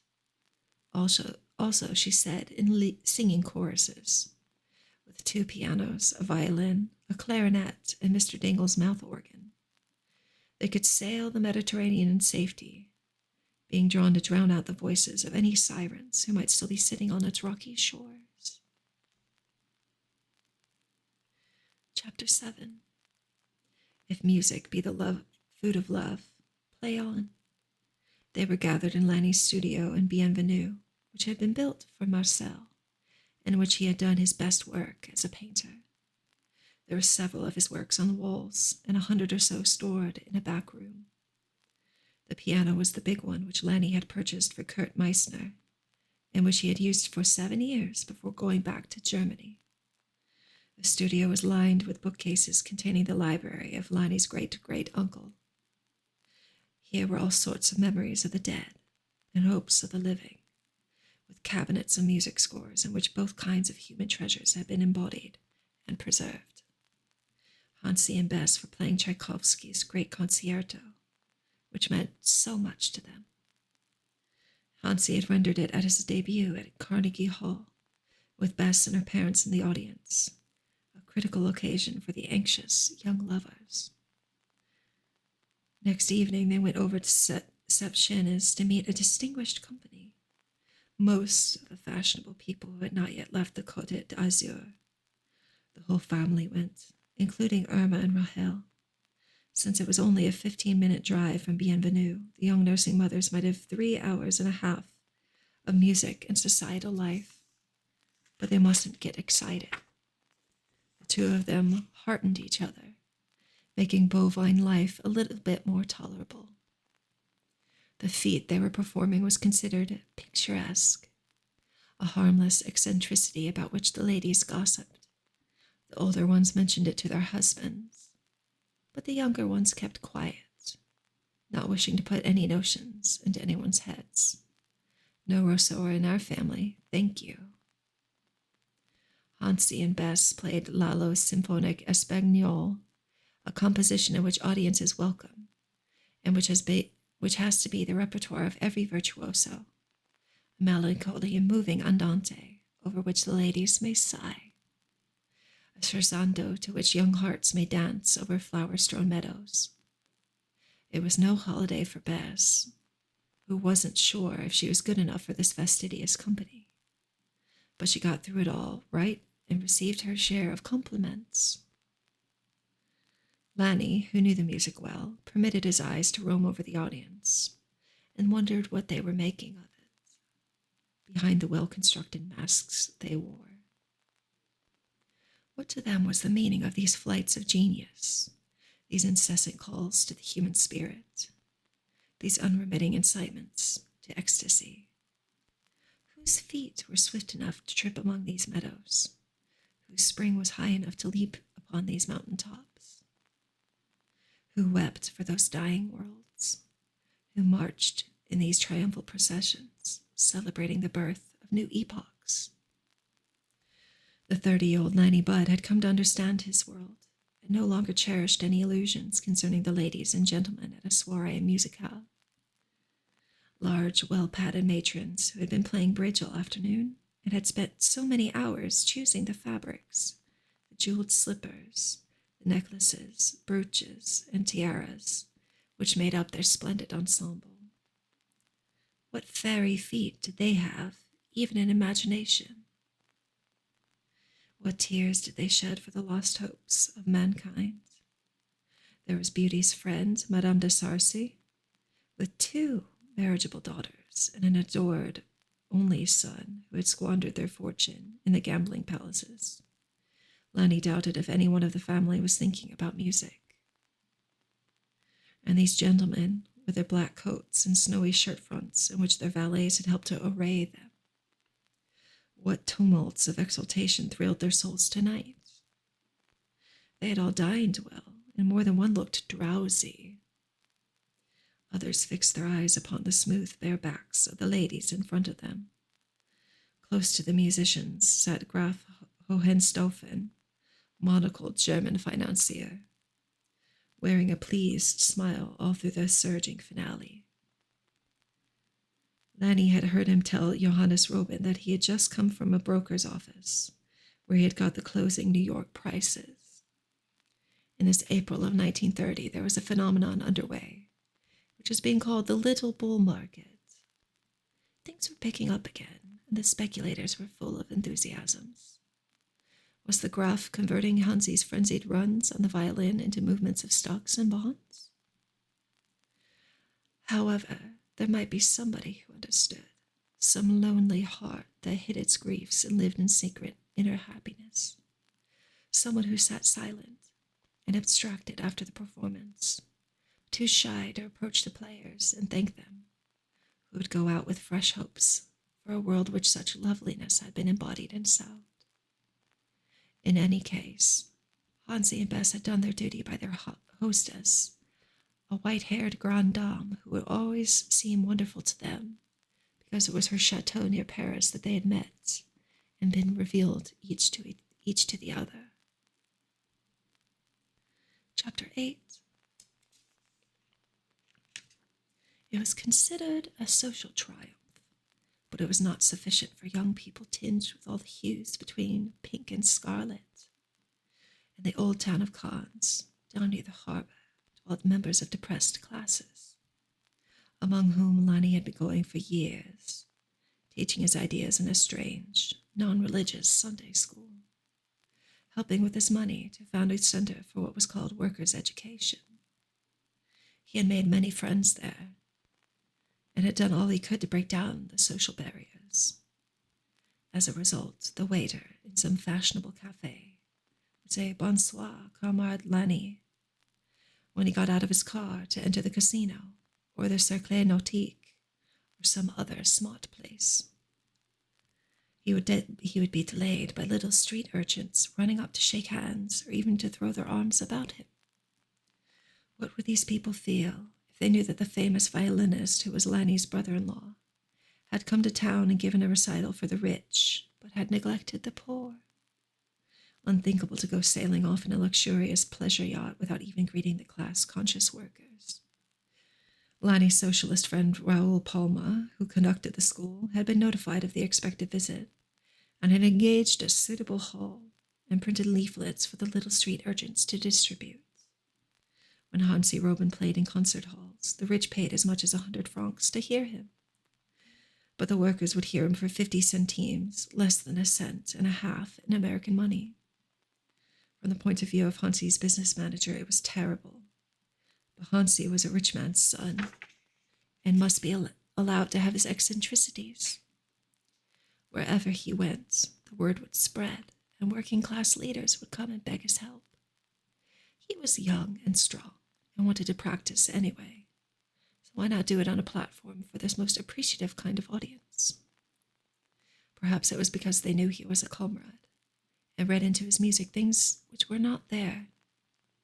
Anyhow, they made a demonstration out of it.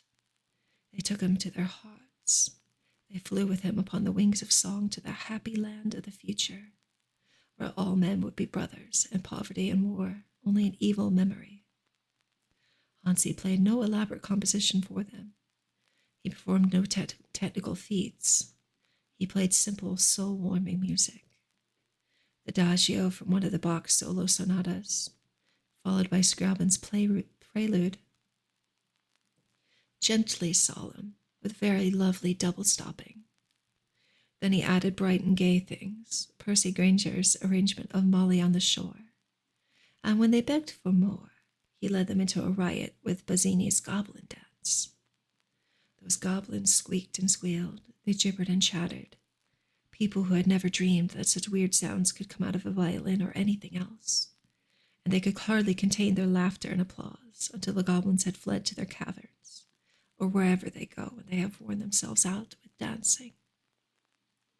When it was late and time to quit, Bess struck the opening chords of the Internationale.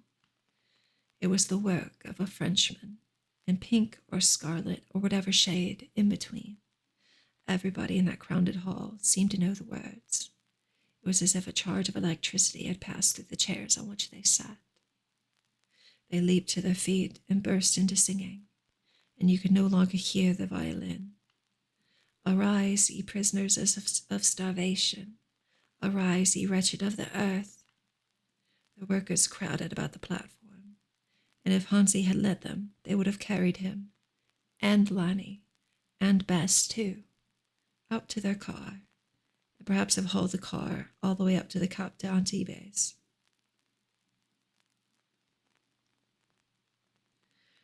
Chapter 9. The trim white Bessie Budd crept slowly beyond the breakwater of Cannes and through the Gulf One, passing that group of buildings with the red-tiled roofs which had been Lanny Budd's home since his earliest memory. Now for several months the yacht was to be his home. It carried 5 members and a small fraction of the Robin family, if that be the way to count an infant, and 4 members and 2 fractions of the Budd family, Lanny, his wife, and their baby, Beauty, her husband, and her daughter. This was the 12-year-old Marceline's first yacht trip, and with her came the devoted English governess, Miss Addington, also Miss Severn, to look after baby Francis, with one of the nursemaids assisting.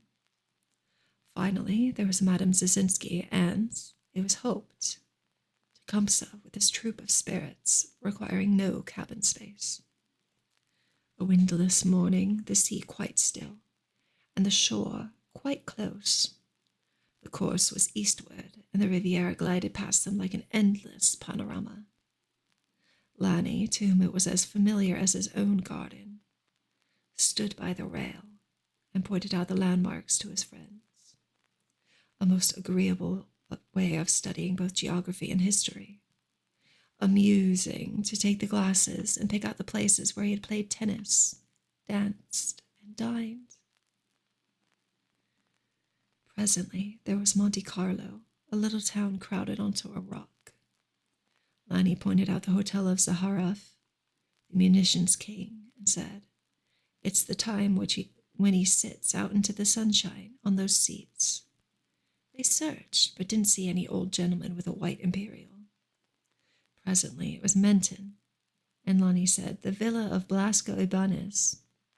He had died recently, an exile from the tyranny in Spain. Yes, it was history, several thousand years of it, along this shore.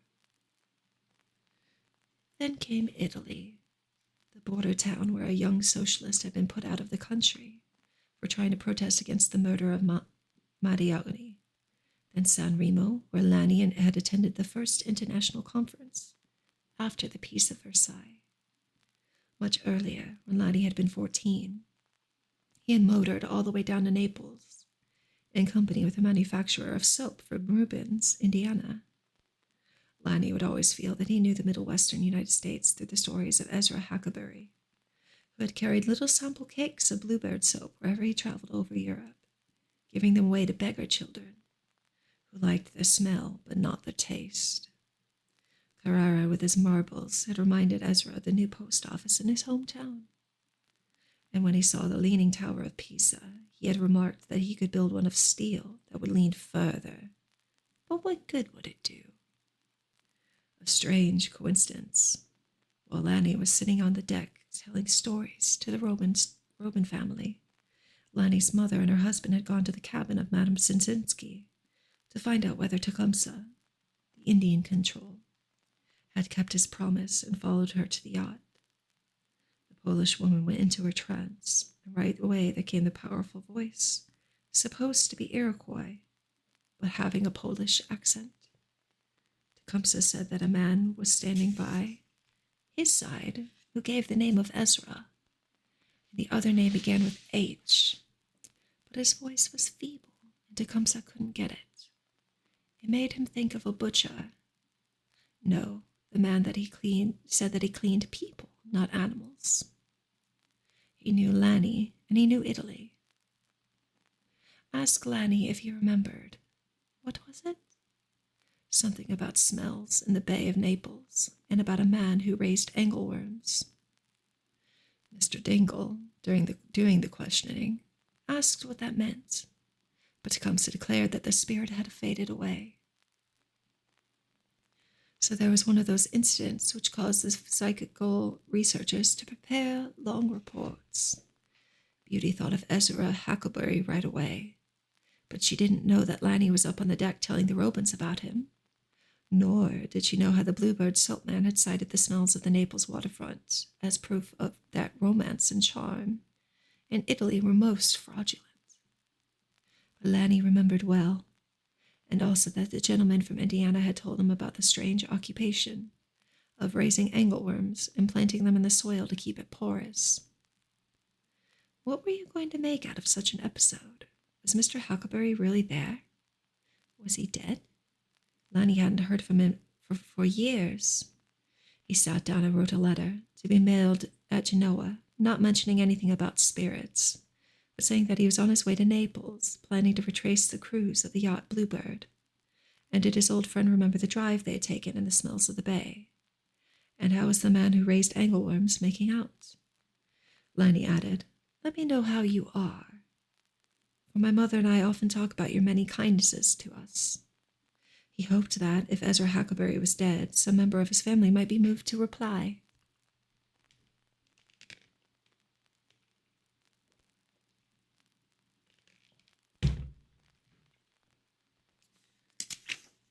We are almost done with this book.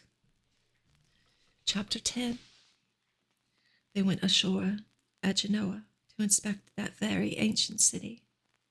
They had in Lanny a cicerone who had wandered about the streets during several weeks of the Genoa conference. "Hello, Jandor, how are you?" A spice of excitement was added by the fact that he wouldn't be allowed to enter the country if he were identified. But local officers would hardly know about that old-time misadventure, or cross-question fashionable people coming ashore from a private yacht. They could hardly check every tourist by the records of the fascist militia in Rome. No question was raised. Italy was a poor country, and visitors brought much-needed foreign exchange. The richer they were, the more welcome, a rule that holds good in most parts of the world. "Thank you, I appreciate the compliment." They engaged 3 cars and were driven about the town, which is crowded between mountains and sea, and since it cannot float on the latter, is forced to climb the former. Ancient, tall buildings jammed close together, churches having facades with stripes of white and black marble, and inside them monotonous paintings of sorrowful Italian women with infants in their arms. Before the shrines were wax images of parts of the body which had been miraculously healed, displays not usually seen outside of hospitals. Mr. Dingle might have been interested, but he had a deep-seated prejudice against the Catholic system, which he called idolatrous. Mr. Huckleberry had had the same idea. Lanny showed them the old Palazzo di San Giorgio. The conference had been held, a dingy and depressing place, in keeping with the results of the assemblage. Lloyd George had made the most inspiring promises of peace and prosperity to the representatives of 29 nations, after which, behind the scenes, the leaders had spent 6 weeks wrangling over what oil concessions the Russians were to make to what nations. Lanny's father had been there, trying to get a share. It had been his first fiasco, and the beginning of a chain of them for all parties concerned. Instead of peace, the nations had got more armaments and more debts. Instead of prosperity had come a financial collapse in Wall Street, and all were trembling lest it spread to the rest of the world. Chapter 11. All this wasn't the most cheerful line of conversation for a sightseeing jaunt, so Lanny talked about some of the journalists and writers whom he had met at this conference, and forbore to refer to the tragic episode which had cut short his stay in Genoa. But later, when Irma and Rahel had gone back to the yacht, he went for a stroll with Hansi and Bess, and they talked about the Italian syndicalist reader who had set them to thinking on the subject of social justice. The young Robins looked upon Barbara Pugliese as a heroine and working-class martyr, cherishing her memory as the Italians cherished that Virgin Mother, whose picture they never grew tired of painting. But the fascist terror had wiped out every trace of Barbara's organization, and to have revealed sympathy for her would have been exposed an Italian to exile and torture on those barren Mediterranean islands, which Mussolini used as concentration camps. When he talked about things like this, you lost interest in ancient buildings and endlessly multiplied Madonnas. You didn't want to eat any of the food of this town or pay any foreign exchange. You wanted to shake its polluted dust from your feet. But the older people were here to entertain themselves with sightseeing. So, take a walk, climb the narrow streets up into the hills where the flowers of springtime were thick and the air blew from the sea. These gifts of nature were here before the coming of the miserable fascist braggart, and would remain long after he had become a stench in the nostrils of history. Try not to hate his strutting black shirts with the shiny boots, and pistols and daggers in their belts. Think of them as misguided children, destined someday to pay with their blood for their swagger and bluster. Father, forgive them, for they know not what they do. And when you come down from the heights and get on board the yacht again, keep your thoughts to your own little group and say nothing to your elders who have grown up in a different world. You cannot convert them. You can only worry them and spoil their holiday. Play your music, read your books, think your own thoughts, and never let yourselves be drawn into an argument. Not an altogether satisfactory way of life, but the only one possible in times when the world is changing so fast that parents and children may be 1,000 years apart in their ideals and ideas.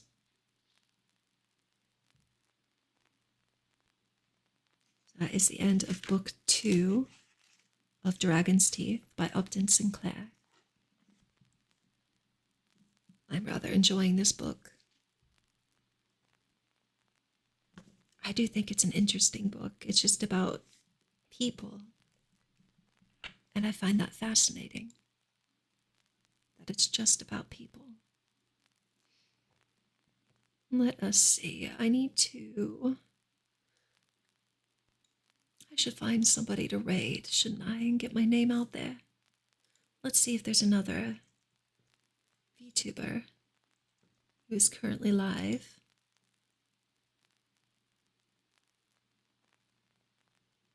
And not doing ear licking. Oh, I found one. Husher X. They're whispering. Let's go say hello to a new friend. Maybe. I enjoyed this morning very much. Thank you for listening to me read Upton Sinclair. I hope to stream Monday morning. I might stream this weekend. I will let you know in Scarberry's Discord. Scarberry's Discord is discord.gg/Scarberry. But I have my own channel there. If you would like to join the Discord to find more news about my streams. This weekend is PAX East, and so I need to speak to my manager. But I would like to take advantage of less traffic to stream on this channel and for Scarberry to stream on hers. So I will speak with my manager and get back to you all. But you are all my darlings. Thank you so much for listening to me today. I hope you have a fantastic rest of your Thursday and a fantastic Friday. You deserve it. Mwah. Take care.